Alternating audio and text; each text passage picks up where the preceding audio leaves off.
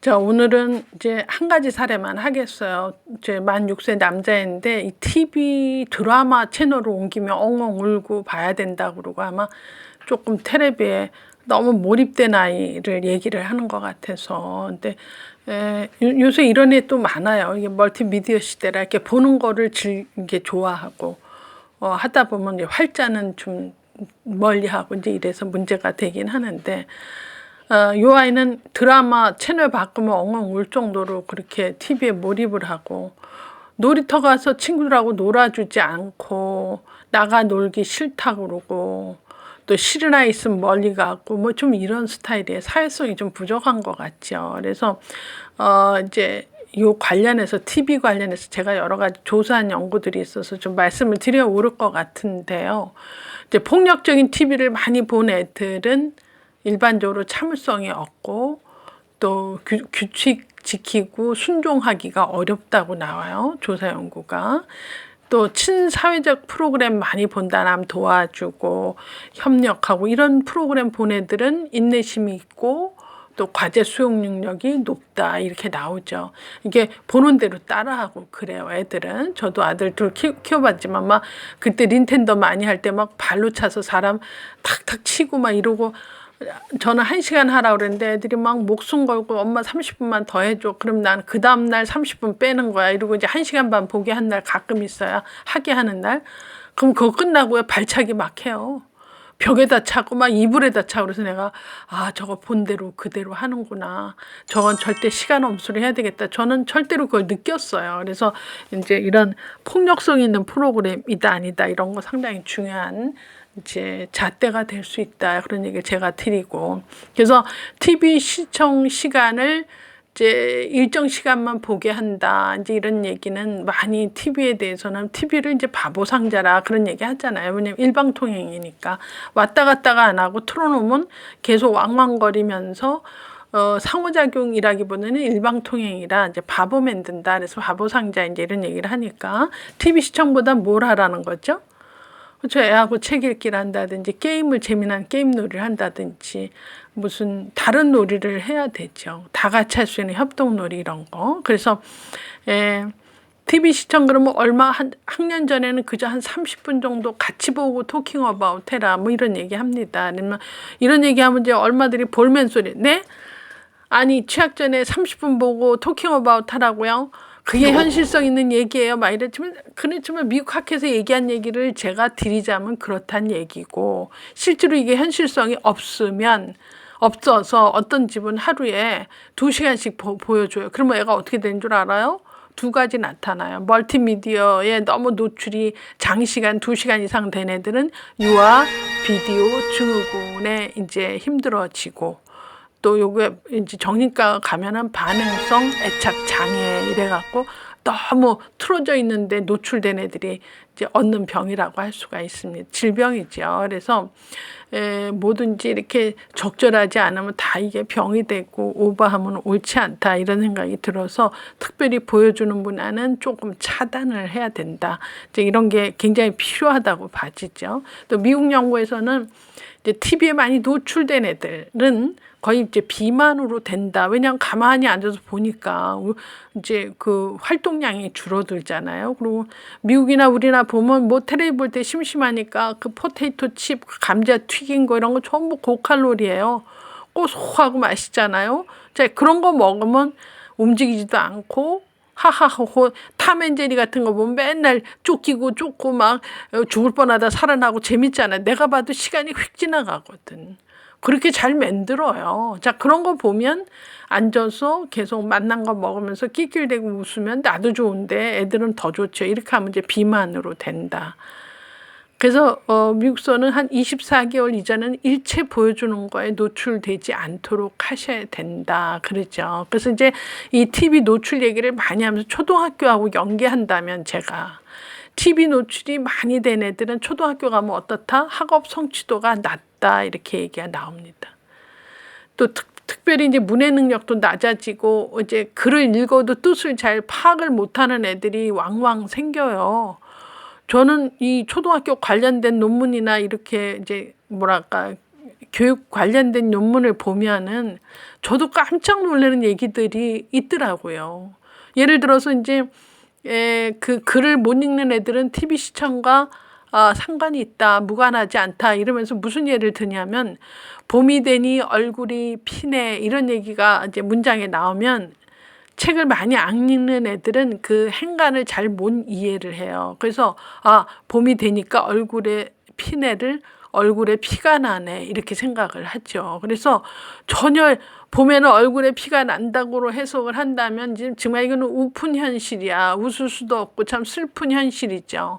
자, 이렇게 문해 능력이 하루아침에 이렇게 생기지 않는다. 그러니까 TV를 많이 본 애들은 그 동영상의 시각적인 어떤 거에 이제 재미나 즐거움이 휙휙 지나가니까 실제로 책을 통해서 책의 의미를 파악하고 이거는 또 다른 액티비티죠. 그래서 요 전에 내가 강의했듯이 그 책을 좋아하는 아이로 키우려면 그쵸, 엄마가 책 읽어주고 엄마는 이 내용을 모르래 네가 알면 엄마한테 얘기해 줄래? 그래서 리텔링 스토리를 해주고 또 걔가 어느 부분에 재밌어 하는지를 알고 또 같이 웃고 좀 이런 액티비티를 좀 했었어야 되죠. 그래서 이렇게 TV나 뭘 보여주는 거에 너무 몰입된 애들은 사실 어느 날 갑자기 이거 하기는 너무 어렵다. 그래서 지금 요 상담한 사례에 내가 코멘트를 한다면 일단 얘가 TV를 좋아하는 것도 있지만 상대적으로 놀이터에 나가서 친구 사귀는데 문제가 있고 나가 놀지 않고 또 싫은 아이가 끼면은 더 싫고 이런 거는 전반적인 사회성이 부족한 아이로 봐지고 있어서요. 친구와 놀 수 있게 그 엄마 동료 친구들하고 좀 친분을 갖자. 커피 타임도 갖고 엄마가 커피 배달해서 동네 나가서 그 엄마들한테 한 잔씩 준다든지 뭐 이런 일도 하셔도 되죠. 그래서 좀 마음에 들면 우리 집 가서 한번 저기 얘기 좀 하자 그러고서 또 집으로 엄마들을 두셋을 데려와서 같이 집도 같이 보여주고 또 그래서 좀 더 가능하다면 전 놀이 품앗이 하라고 그래요. 저 이 얘기는 좀 몇 년 전부터 잡지에 뭐 글 써달라면 내가 놀이 품앗이 하세요 그런 얘기 하는 게 요새 거의 애를 안 낳으니까 원차일드가 많잖아요. 그러면 그 형제지간 같이 서로 놀면서 타협하고 양보하고 상대방 눈치 보고 이런 게 굉장히 중요한 사회성인데 이 원차일드는 그게 안 되잖아요. 엄마가 다 들어주고 뭐 화나면 다 해주고 하는데 상대방 눈치 보고 이렇게 속상하지만 내가 좀 참아야 되고 이런 게 또래 간엔 돼도 이게 부모 자녀 간엔 잘 안 되거든. 그래서 저는 그 놀이 품앗이라는 것은 이제 새엄마가 친구가 돼서 월요일 날은 우리 집에 3시부터 5시까지 놀기. 그러면 그날은 내가 우리 집에서 우리 아들 말고 두 아이를 같이 놀게 해준다. 그래서 내가 주도하는 대로 애를 잘 이제 이렇게 하고 남의 집 가서 에티켓도 배워야 되죠. 냉장고 문 막 여는 게 아니라 물 좀 주세요. 이래서 그 주인 아주머니가 어머님이 물을 건네주게 하지 막 남의 집 냉장고 막 열고 막 꺼내 먹는 건 좀 그렇잖아요. 그래서 그런 것들도 배워지게 됐죠. 그럼 이제 수요일 날은 그 중에 한 엄마 집에 가서 또 그것만 옛날에 미대 출신이라 그림을 잘 그린다. 그럼 거기 가서 또 그림 한 장 그리고 뭘 모아놓은 것 같고 뭘 신문지로 이렇게 구겨서 모형체를 만들어 오고 이렇게 수요일 날은 또 그 집에 가서 놀이 품앗이를 애들끼리 한다. 그러면 그 집 가면 그 엄마 룰에 맞춰서 또 엄마 하는 대로 해야 되죠. 그 집 가서도 냉장고 열고 아무거나 막 꺼내서 막 먹고 이렇게 하는 건 안 되니까. 이런 것들도 일종의 놀이 품앗이로서 배워질 수 있는 좋은 기회다. 이렇게 저는 그렇게 생각이 들죠.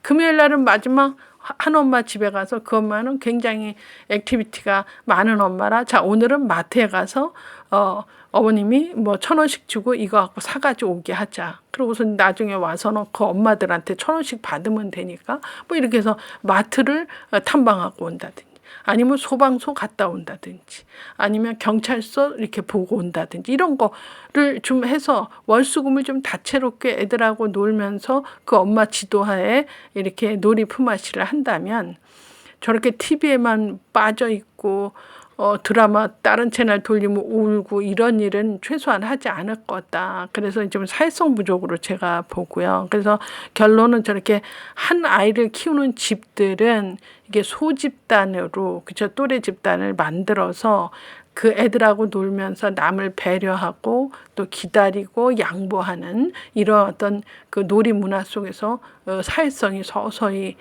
되면서 맨 처음에는 좀 촌스러운 사회성이지만 그렇죠? 점점 친사회성으로 간다. 그래서 남들이 허용하는 범위 내에서 애들하고 잘 타협하고 양보하고 기다릴 줄 아는 아이를 키우려면 어려서 놀이 품앗이를 같이 하는 것이 상당히 의미 있다고 생각이 듭니다. 자, 오늘은 두 가지 케이스를 한꺼번에 할게요. 왜냐하면 하나가 엄마가 폭력적인 엄마, 하나는 아빠가 애하고 놀아주지 않는 아빠. 둘 다 조금 문제 있는 부모죠. 요새 뭐 TV 보면 이상한 부모 너무 많아요. 정말 흉흉할 정도로 너무 많은데 이제 참 가슴 아픈 일이지만 좀 상담받은 케이스도 지금 이렇게 약간 폭력이다. 그래서 이제 둘 다 6살짜리 애들인데 하나는 지금 엄마가 영어 학원 강사예요. 그리고선 아들 둘을 키우는 케이스는 엄마가 유치원에 가서 영어 강사도 하면서 애 둘을 아침 되면 하나는 유치원에 하나는 어린이집에 보냅니다. 그럼 엄마가 이제 남편 출근까지 다 보낸 다음에 집 청소하고 그러고선 또 채비해서 나가서 이제 영어 학원 선생님을 이제 아마 유치원 이렇게 돌면서 하시나 봐요. 그러고선 끝나면 막내 어린이집에 가서 걔를 데리고 온대요. 그러니까 막내 녀석이 맨날 이제 컴플레인하고 불만을 하는 거 엄마 늦게 오고 하루 종일 자기는 기다려야 되니까. 그래서 그 둘째를 막 이제 그렇게 불만스럽게 하면은 엄마가 이렇게 화를 못 참고 막 반찬통도 던지고 막 이렇게 막 접시도 깨고 이러나 봐요. 그러고 막 뭐라 그래 놓고 또 금세 후회하는 거야.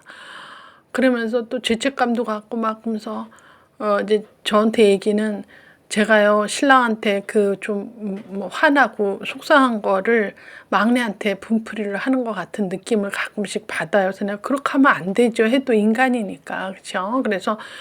그래서 질문이 뭐예요? 그랬더니 그래서 내가 그렇게 실수는 하는데 이놈은 막내 녀석이 굉장히 폭력적이고 분노 조절이 안 된다. 그래서 이게 나 때문인 것 같다. 어떻게 했으면 좋겠느냐. 그래서 내가 맞다. 그러면 엄마가 벌써 진단을 잘 하신다. 원인 제공을 누가 했다? 엄마가 했다. 그래서 그렇게 화풀이를 애한테 한다든지 하고 나서 내가 이거 왜 이러지? 이러는 거는 우리 엄마들 다 경험하시잖아요. 이 엄마의 정서가 사실 누구한테 많이 좌우하죠?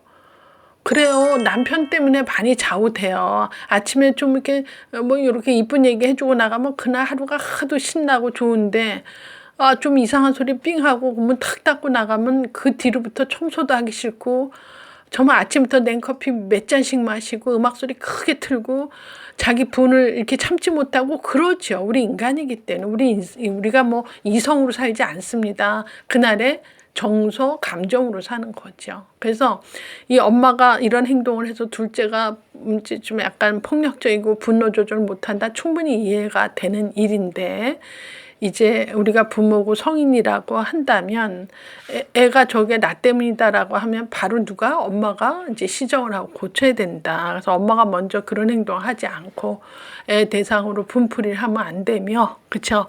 화풀이 해서도 안 된다. 그리고 내 슬픔을 애한테 전이해도 안 된다. 이건 이제 교과서죠. 교과서로 누구나 할 수 있는 얘기고, 저는 이렇게 생각해요. 엄마가 정서가 몹시 불안정하다. 누구 때문이다. 아빠 때문이다. 예를 들어 그 결정이 난다면 남편들은요, 말하기 전에 내가 무슨 생각하는지를 전혀 알 수가 없어요. 그거 뭐 늠름히 알아주길 바라는 사람은 없다고 생각이 들어. 그래서 저는 일단 신랑하고 좋은 기회, 시간을 이렇게 좀 만들어서 여보 내가 이만저만 이래서 요새 이런 걸로 굉장히 화가 나고 속상해요. 그러면 되게 얘기할 때는 한국 남성들은 또 뭔가 해결을 해주려고 그럼 날더러 어떡하란 말이야 이렇게 하게 되면 오히려 얘기한 거에 본전도 못 찾잖아요. 그래서 저는 엄마 입장에서 어떤 생각을 하고 얘기를 시작해야 되느냐. 내가 이 얘기를 해서 신랑이 어떤 해결점을 줘야 된다. 이렇게 무거운 마음으로 얘기를 하면 영원히 해결도 안 됐지만 얘기를 시작을 할 수가 없어요.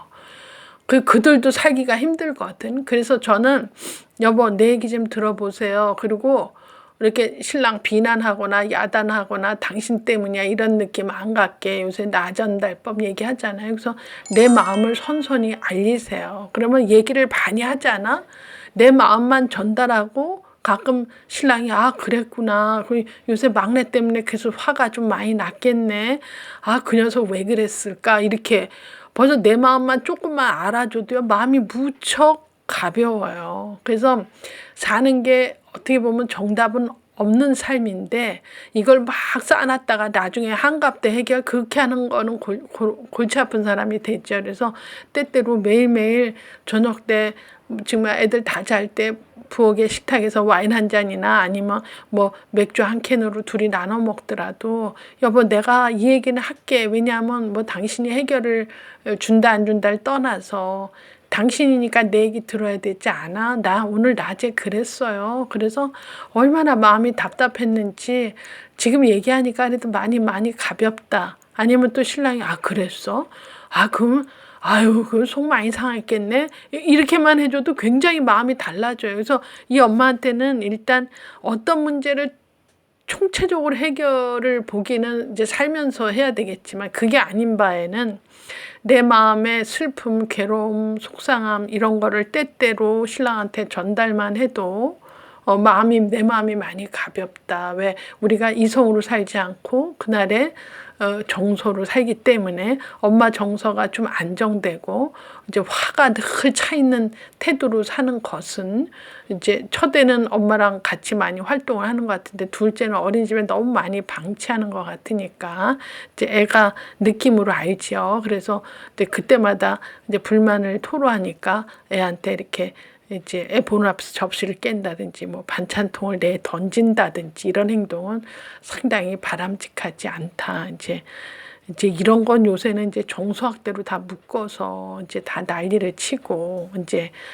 법적으로 더 규제를 할 것 같은 요즘의 분위기 봐선 그런 느낌을 받습니다. 그래서 어머님이 요건 내 마음 다스기를 좀 하면 좋겠다. 또 한 케이스는 6살 딸인데 아빠가 애하고 놀진 않아요. 절대 애하고 놀지도 않고 양육에도 관심은 없으면서 유치원에서 선생님만 따라다니니까 이제 유치원 선생님이 얘 저기 혹시 모르니까 소아정신과 한번 데리고 가세요. 그랬더니 뭐 소아정신과 그러면 뭐 이상한 애만 가는 줄 알고 거길 뭐하러 가느냐 하면서 간다 그러면 반대를 하면서 애하고는 놀진 않으면서 육아에도 관심을 하나도 안 가지면서 소아정신과 못 가게 가고 문제가 잇따르면 전부 엄마가 잘못 키웠다 이런데요.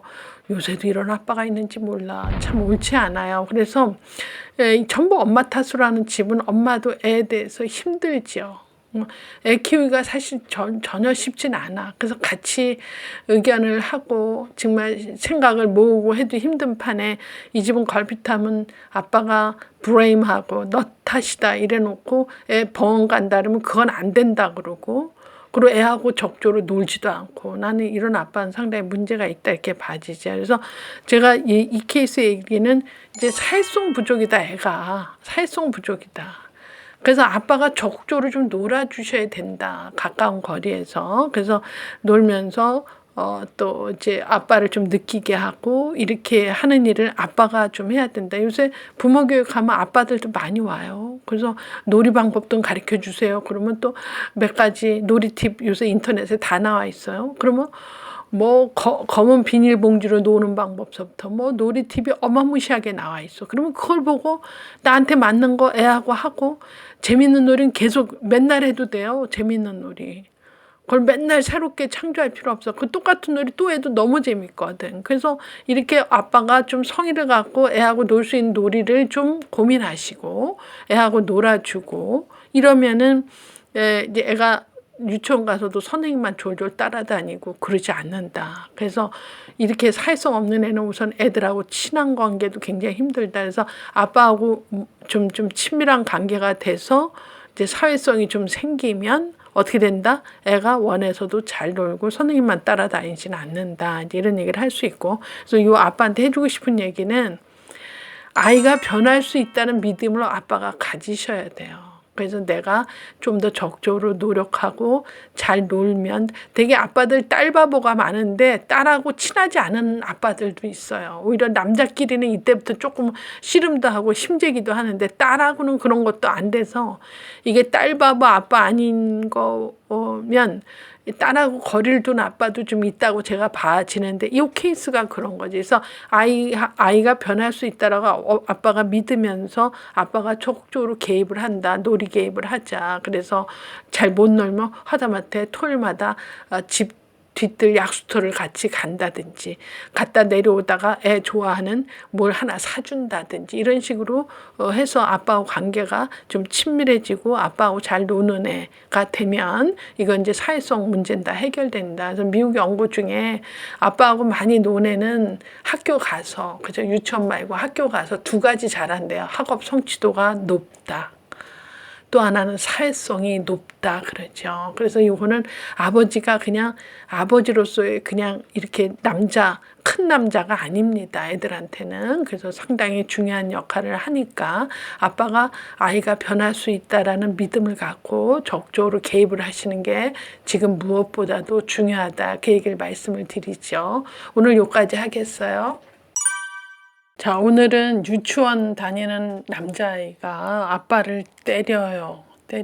그래서 일단 자기 마음에 안 든다. 그러면 아버지한테 주먹질하고 그리고 버럭 소리 지르고 물건 던지고 이게 좀 심각하게 전 들려요. 왜냐하면 이걸 갑자기 유치원돼서 된 게 아니라 이 전에 몇 년 전부터 이러지 않았을까 이런 생각이 저 혼자 들거든요. 그래서 특별히 이제 아빠라는 존재가 그 공의로움이다, 정의로움이다, 이제 이런 통제, 질서, 신의 이미지 그렇게 이제 많은 책들에서 아빠 연구한 걸 보면 그렇게 얘기를 하는데 요 경우는 아빠 위상이 전혀 없지 않았느냐 이제 이런 생각이 들죠. 너무 과잉보호했든지. 그래서 제가 한 인간을 제대로 키우려면 한 두 가지 축으로 하나는 사랑이고 하나는 통제다 이런 얘기를 제가 합니다. 그래서 사랑과 통제가 한 반반 돼야 돼요. 50%, 뭐 51%, 49% 이쯤 돼야 되는데 어느 한쪽으로 사랑만 80%,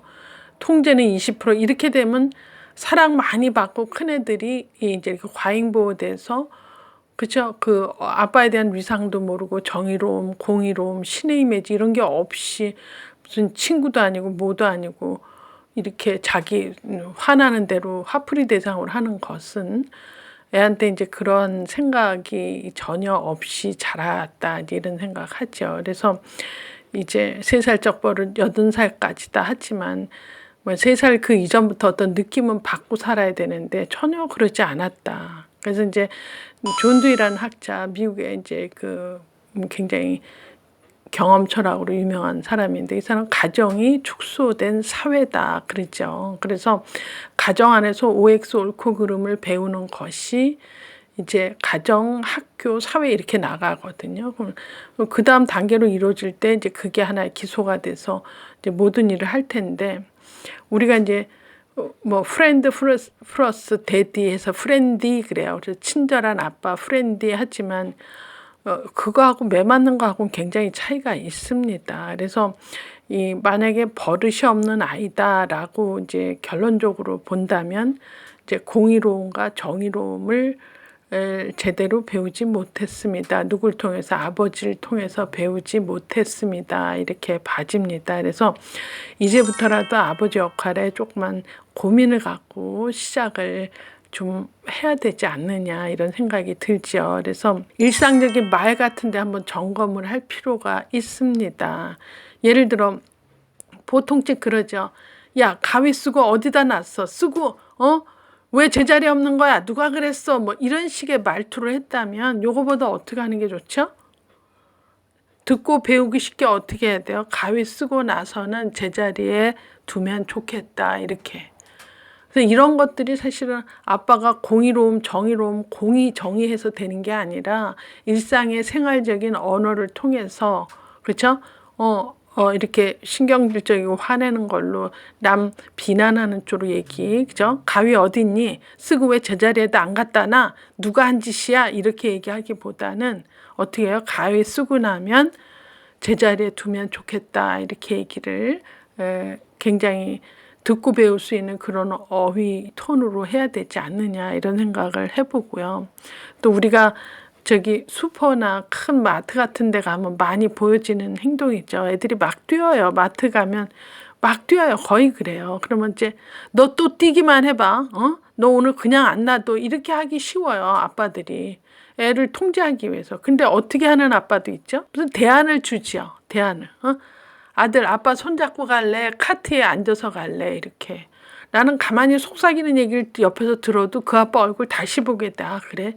참 친절하다 애한테도. 어떤 집은 너 뛰기만 해봐. 너 오늘 좋아하는 건 안 사줘 이러고 막 엎어놓고 야단치는 아빠가 있는가 하면 아들 손을 딱 잡고 아빠 손 잡고 갈래? 아니면 카트에 올라타서 갈래? 이렇게 대안을 줘야 되죠. 대안을. 그래서 그런 어떤 언어적인 소통, 애들한테 문제 해결하기 위해서 대안을 준다든지 그죠? 엎어놓고 공포로 키우기보단 이런 것들을 통해서 아빠의 그 위험이라든지 아빠에서 나오는 정의로운 공의로움을 사실을 배울 수 있다 이렇게 봐지는 거죠. 그런데 모든 아빠가 이렇게 얘기하진 않아요. 지금 내가 맨 처음에 얘기한 대로 하기가 더 쉬워요. 애한테 공포로 엄포로 야단치고 그쵸 비난하고 이렇게 하기보다는 대안 주고 그쵸 또 솔루션을 해결할 수 있는 어떤 양자택일을 할 수 있게 한다든지 아빠가 하는 일상적인 언어를 통해서 듣고 배우는 톤을 할 수 있게 한다. 이런 것들도 상당히 좋은 방법이다. 이제 이렇게 얘기를 하죠. 또는 이제 빵집에 이렇게 애하고 가면은 애들은 어때요? 빵만 봐도 막 야! 그러고 소리 지르고 막 그 빵 근처로 뛰면은 그 빵집 앞에 빵 진열대 말고 가운데는 손님들이 앉아 있잖아요. 그러면 예를 들어 내 아들이 막 뛴다 그러면 일단 창피하죠. 아빠가 무슨 빵을 생전 처음 구경한 것처럼 막 소리 지르면서 뛰면은 되게 보통 아빠 뭐라 그래요? 응? 넌 며칠 굶은 애 같이 왜 뛰고 난리야? 빵 처음 봤어? 막 이러죠. 이렇게 얘기하기보다는 어떻게 하는 게 좋아요? 응? 너가 뛰니까 아빠가 창피하다. 너가 뛰니까 앉아있는 사람들이 다 너 쳐다보고 나 쳐다보잖아. 뛰지 않고 아빠랑 조용히 걸어가면서 먹고 싶은 거 하나하나씩 우리 이렇게 집어보자. 이렇게. 어떤 아버지 불편함을 얘기를 해줘야 되죠. 무조건 뛰기만 해봐. 너는 오늘 너 좋아하는 빵 안 사줘. 이러고 공포로 엄포로 하기보다는 그 불편해하는 사실을 설명조로 얘기를 해서 그렇죠? 애한테 납득이 가게 해야 된다. 근데 이런 매일매일 언어 선택은요. 사실은 어떻게 하는지를 보고 애들도 거의 카피해요. 그래서 제가 보면 야 이건 정말 매일매일 언어 습관이 애를 만드는구나 이런 생각하고 제가 언제 식당에서 이렇게 본 집인데 아빠하고 이제 옆에 어떤 분하고 계속 얘기를 하는데 그 애가 계속 얘기를 듣다가 무슨 질문을 하고 싶은 거예요.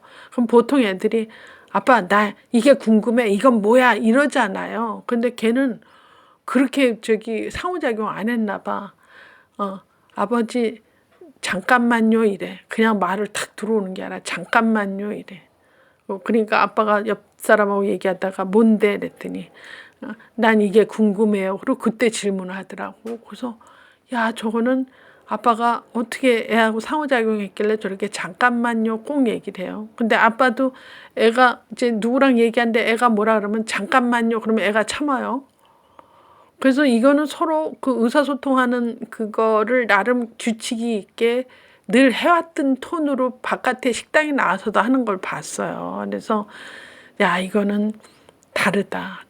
그래서 남 얘기할 때 막 불쑥불쑥 끼어들고 내 말 들어봐 이러고 악수고 그래서 안 들으면 아빠한테 주먹 날리고 이거는 근본적으로 틀린 거죠. 그래서 이 말의 어떤 위험이라든지 말의 힘을 좀 느끼게 이 집은 해야 되지 않느냐. 너무 말로 소통이 안 되고 자기 기분에 안 맞으면 아빠 얼굴을 때리고 버럭 소리 지르고 그리고 그렇지 않은 물건을 아빠한테 던지고 이러는 것은 아빠의 역할에 대한 어떤 그 좋은 모델을 보여주지 않았다. 그게 시작은 뭐로 하느냐? 언어적인 모델로 먼저 하셔야 되겠다. 제가 이제 그렇게 생각을 해요. 혹시 제 수업을 듣고 단순히 애들이 나만 보면 무서워하고 더 지방으로 쑥쑥쑥 들어가는 애들은 아닌지. 또 요새 뭐 아동학대에서 많이 이제 신문지상에 오르지만 걸핏하면 주먹으로 올린다든지 애를 공포로 키우지는 않은지. 뭐 이런 거 아니면 아빠만 오면 다 옆에 안 있고 얼씬도 안 하는 집이 있대요. 자, 이런 거는 근본적으로 애들이 나를 피한다기보다는 내가 원인 제공하지 않느냐 이렇게 한번 생각을 해보시는 게 훨씬 더 문제 해결이 빠르다. 이제 그랬죠. 그래서 지금 아동학대 정황이 있는 집들을 다 보면 아니라고 하지만 심리 상담하고 전문가 개입하고 의사들 엑스레이 사진 찍은 거 보면 상당 부분 원인 제공을 누가 한다? 부모가 하죠. 그래서 부모가 하기 때문에 결국은 애들 이제 행동 결과로 나타나는 것이 추적해 보면 다 원인 제공은 부모가 하는 게 많다. 이제 그러는 거죠. 그래서 이제 이 경우도 아빠를 때리는 것은 이제 아빠의 역할에 대해서 한번 고민을 하시고 쉽게는 매일매일 하는 대화에서부터 애들이 보고 배울 수 있게 하고 또 어떤 대안을 줄 수 있는 말을 시작을 한다든지 아니면 애 때문에 불편한 것을 선선히 설명조로 얘기하는 공포로 그렇죠 엄포로 이렇게 애를 다스리려고 하지 말고 애하고 상호작용 스킬을 좀 바꾸셔야 되지 않느냐 이런 생각을 하게 됩니다. 자, 오늘은 성에 대한 질문을 하지 않는 아이 케이스하고 또 학교에서 성폭력 예방 교육에 대한 것에 이제 불만을 많이 가진 엄마 얘기 두 케이스를 같이 하겠어요. 성질문 안 한 애는 6살짜리 남자애고 성폭력 예방 교육에 대해서 불만을 가진 집은 6살 딸 가진 집 엄마예요. 네. 이 엄마 얘기도 상당히 저도 의미가 있어서 오늘 좀 소개를 하는 게 좋겠다 생각이 들었죠. 한 6세 된 아이가 아들이 성에 대해서 전혀 묻질 않는다. 그래서 어떤 엄마는 그런 거 물어보면 가슴 떨리고 할 얘기도 궁색한데 아우 너무 편하다 이렇게 얘기하는 사람도 있어요. 그래서 그냥 넘어간다고 하지만 이제 그런 경우 제가 이제 이렇게 몇 경우를 보면은 애들이 그 어렸을 때 성 관련 질문했을 때 무슨 억압을 당했다거나 아니면 무안을 당했다거나 부정적인 반응을 받다거나 이러면 성적인 질문에 대해서 이렇게 부모하고 얘기 안 하려고 그래요. 거의 다 성에 대한 건 사춘기가 돼도 부모하고 얘기 안 하고 친구하고 얘기하는 걸로 통계로 잡혔는데 그래서 이 6세 아들을 둔 엄마가 이제 고민이 돼서 이렇게 질문 안 했는데 어때요? 그냥 넘어가도 돼요? 뭐 이런 얘기를 해서 굳이 하게 되면 유치원쯤 되면 왜 좋아하는 애 있고 그런 애 있어요. 그래서 너 좋아하는 여자친구 있어? 뭐 이렇게 물어볼 수 있죠. 만약 있다 그러면 그래 내가 봐도 이쁘더라. 넌 걔가 어디가 좋으니? 뭐 이러면 또 얘기하죠. 줄줄. 그래서 이제 이렇게 그럼 걔도 널 좋아하니? 너만 좋아하니? 걔 너 좋아하는 거 알아? 뭐 이래가면서 그래서 여성 남성이 이렇게 서로 매력을 갖고 관심을 가져 하는 이런 거가 이제 성호기심의 이제 시작으로 얘기가 시작될 수 있죠. 또는 이제 어떤 남자애는 자꾸 놀이터 가면 여자 치마 속을 고개를 이렇게 들러서 본다든지 이러는 거는 일단 여자에 대해서 관심이 있다 이렇게 보는 거죠. 또 어떤 신체 부위를 이렇게 뚜렷하게 본다든지 이러면은 요게 대화의 계기로 아주 좋은 어떤 창구가 된다. 그러니까 일부러 말할 필요는 없지만 뭐 치마 속을 이렇게 보려고 한다든지 특정 부위를 자꾸 유심히 따라서 본다든지 할 때 그때 망신 주고 넌 벌써부터 그러냐고 하지 않으시면서 설명을 해서 그 호기심을 풀어주는 거다. 이제 이렇게 성에 대한 얘기는 시작을 합니다. 그래서 성적인 질문은 질문 안 하면 그냥 안 한 대로 있지만 성적 질문을 할 때 정답을 주라고 그래요. 이제 이상한 말 하는 사람 있어요. 엄마 동생은 어떻게 낳았어? 별 보고 낳지. 그럼 별만 보면 애가 생기는 줄 알아? 그런 이상한 틀린 정보는 옳지 않죠. 그래서 뭐 별 보고 낳았다. 뭘 보고 낳았다 이러고 막 이상한 소리 막 그러고 엄마 애가 어디서 나오는 배꼽에서 나와 진짜 어떤 애는 배꼽에서 나오는 줄 알고 자기만 고등학교 때 그때 알았다고 이렇게 얘기하는 집은 참 엄마가 얘기를 잘못하는 것이다. 그래서 일본 책에 보니까 애 어디서 나와요? 그러니까 일본 책은 오줌 나오는 길 따로, 변 나오는 길 따로, 오줌 나오는 길, 변 나오는 길 가운데에 또 애기 나오는 길이 있다. 이렇게 설명을 정확하게 하는 거죠. 그래서 일본 책 보고 깜짝 놀랐어요. 그러면 일반적으로 우리가 한 3세, 4세들이 엄마 아기가 어디에 있어? 그러면 뱃속에 아기 집이 있단다. 요쯤 해도 돼요. 아기 집이 있단다. 뱃속에 아기 집이 이렇게 동그랗게 있어서 그 집 안에 있다 나오는 줄 알겠지. 나 5, 6세쯤 되면 엄마 그 아기 집이 어디 있어? 그러면 엄마의 자궁이라는 곳에 있단다. 이렇게 얘기를 해주래요. 이렇게 점점 이제 사실에 가깝게 얘기를 해줘야 되지. 그래서 이때 뭐 잘못된 정보를 준다든지 뭐 이렇게 얘기를 하시면 애들 혼자만 나중에 멍청한 애 취급을 받는다 이런 얘기를 해서 이 성에 대한 것은 너무 앞서갈 필요는 없지만 잘못된 정보를 주면 더더욱 안 되고 그렇죠. 뭘 또 물어봤다 그래서 막 타부시하고 벌써 그딴 거 묻는다 그러고 뭐 뭘 줬단 애가 다 있냐 그러고 이렇게 무안 주고 하시면은 성에 대해서 이중잣대를 갖게 된다. 그래서 성에 관한 한은 묻는 말에 대답을 해주고 정확한 답을 주는 게 좋다. 그리고 틀린 답은 하지 않으셔야 된다. 배꼽에서 애가 나온다. 뭐 하늘 보고 별 봐서 동생을 봤다. 이런 얘기는 완전히 웃기는 정보다. 그래서 그것만 유의하시면 되죠. 그래서 뭐 이렇게 초등학교 가서 또 물어보고 또 사춘기 돼서 또 물어보고 뭐 엄청 물어봐요. 저도 아들들 키우면서 엄청난 얘기를 많이 들었어요. 그 연령에 맞게 그 난이도에 맞게 걔네가 진짜 궁금한 거를 얘네 이때쯤 이게 궁금했구나 그걸 느끼게 얘기를 하는 걸 보고 저도 깜짝 놀랐는데 그래서 이제 남자 같은 경우는 이런 식으로 좀 주의를 하시면 좋겠다. 또 하나는 이 성폭력 예방 교육으로 이제 유치원에서 교육을 받았는데 애가 하루 종일 안 돼요, 싫어요, 하지 마세요, 뭐 이러고 모르는 아저씨 따라가지 않아요 이러고 노래를 불러서 이 엄마가 뭐라고? 안 된다고? 싫어요?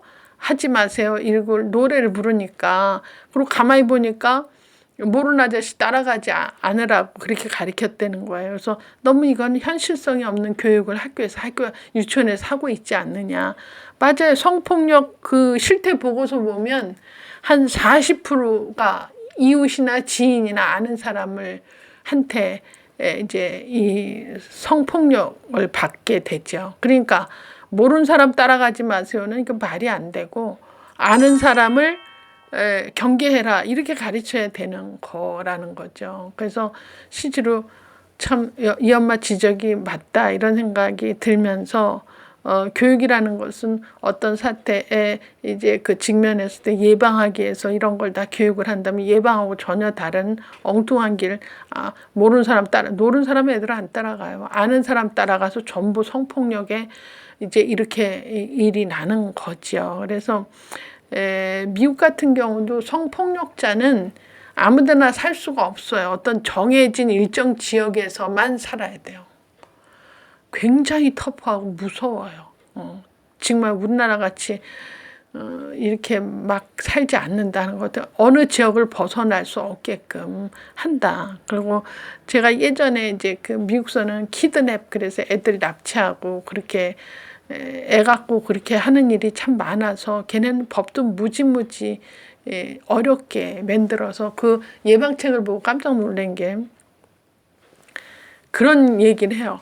예를 들어 애가 이렇게 이제 걸어가는데 차로 옆에서 찻길로 까만 차를 끌고 아저씨들이 내 걸음 보조에 맞춰서 슬슬 나랑 같은 방향으로 가고 있다. 그러면 어떻게 해야 되느냐? 그거 가르쳐줘요 애들한테. 어떻게 해야 되느냐? 바로 뒤돌아서 뒤로 꺾어서 뛰어가서 큰 상점으로 들어가라. 이렇게 가르쳐요. 아니 얘는 길로 가고 이 차는 찻길로 가는데 가다가 느낌이 이상하다. 그러면 뒤로 돌아서 유턴해서 뛰어가서 큰 상점으로 들어가라 그래요. 그건 뭐냐면 시간을 벌재는 거지. 왜냐하면 같은 방향으로 차가 뒤로 갈 수는 없거든. 유턴해야 되면 이미 애를 놓치는 거죠. 그래서 상점 안에 들어가서 그 사람들이 나타나면 This is not my father. 이 사람은 우리 아빠가 아니다. 이렇게 소리 지르면 사람들이 도와준다는 거죠. 이렇게 지침을 하는 걸 보고 제가 깜짝 놀랐고, 또 하나는 길을 가는데 내 옆에서 똑같은 방향으로 이상한 아저씨 3명이서 나를 따라오는 것 같아요. 길을 가는데, 아까는 차니까 유턴해라 그랬잖아요. 길을 가는데 옆에하고 뒷짐에 한 3명이 이상한 느낌으로 나를 따라오는 것 같아서 애라도 느낌이 섬찟하다. 이럴 때는 어떡하라? 빨리 뛰어서 큰 상점으로 들어가라 그래요. 빨리 앞질러 가서 큰 상점으로 들어가라. 그럼 큰 상점 들어갔는데 그 아저씨들이 따라오면 뭐라 그래요? This is not my father. 저 사람들 내 아빠 아니다. 이렇게 얘기를 하면 그 사람들이 도와준다. 나는 별걸 다 예방 지침을 있는 걸 보고 깜짝 놀랐고, 만약에 어찌어찌해서 납치됐다. 그냥 엉겹결에 어떤 아저씨들이 날 얻고선 그냥 바로 차에 들이밀어서 차 타고 간다. 그러면 어떤지 눈을 피해서 도망갈 찬스를 찾아라. 이렇게 가리키고, 도망갈 수도 없고 그렇다 그러면 그동안에 그 아저씨들 본 기억을 상세히 기억해서 나중에 쓸 수 있게끔 하래. 눈은 큰 눈에 쌍꺼풀이 있고 뭐 콧수염이 있으며 없으며 뭐 이렇게. 그래서 인상착의를 아주 이렇게 얘기할 수 있게끔 정확하게 뚜렷이 보고선 상세히 적을 수 있게 하라. 뭐 이런 걸 가리키고요. 또 이제 만약에 도망을 가게 되면 어디쯤 가고 그 근처 경찰서가 있었는지, 누가 날 도와줄 수 있는지, 이런 것들을 충분히 감안해서 이제 도망갈 준비를 해라. 이런 걸 참 가리켜요. 그래서 좀 더 현실적이지 않는가 이런 생각하고, 그래서 우리나라 뭐 싫어요, 안 돼요, 하지 마세요, 이런 구호를 외치고 모르는 사람 따라가지 맙시다, 이런 거보다는 좀 더 실질적으로 이게 불편한 감정을 알아차리는 거, 이런 거를 롤플레이로 하는 게 나을 것 같아요. 차라리 이런 느낌을 받는 것은 이건 옳지 않은 느낌이다. 이럴 때는 어른들의 협조를 니네가 구해라. 이런 걸 가르쳐야 나는 옳다고 생각이 들죠. 그래서 지금 이 성에 대한 거는 이제 참 복잡하고 방침이 없는 것 같아도 나름 지침이 있기 때문에 여러분들이 애들하고 상호작용을 잘하고, 또 원에서도 이런 거에 어떤 지침이 돼서 애들을 지도하는 것이 바람직하다고 생각이 듭니다.